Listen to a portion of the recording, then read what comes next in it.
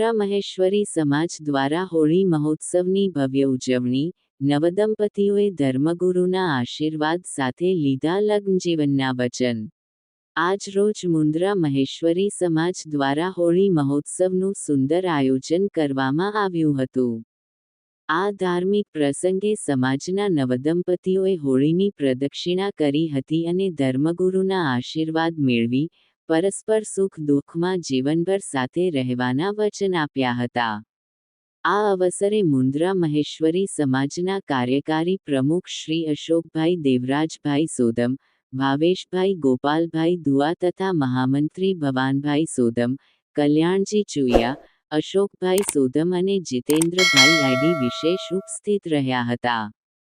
કાર્યક્રમને સફળ બનાવવા માટે આયોજન સમિતિના મેઘજીભાઈ સોદમ, લક્ષ્મણભાઈ માતંગ, અશોકભાઈ વી.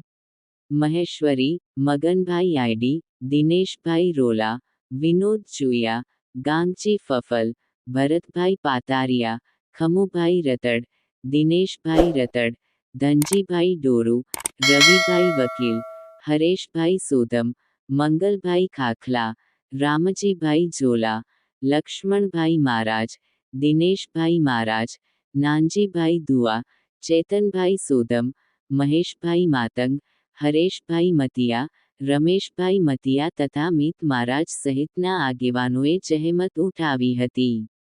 આ મહોત્સવમાં મુન્દ્રા મહેશ્વરી સમાજના ભાઈઓ અને બહેનો બહોળી સંખ્યામાં હાજર રહ્યા હતા અને તમામ નવદંપતીઓને આશીર્વાદ પાઠવી મંગલ કામનાઓ કરી હતી। રિપોર્ટ દિનેશ મહેશ્વરી, મુન્દ્રા, કચ્છ।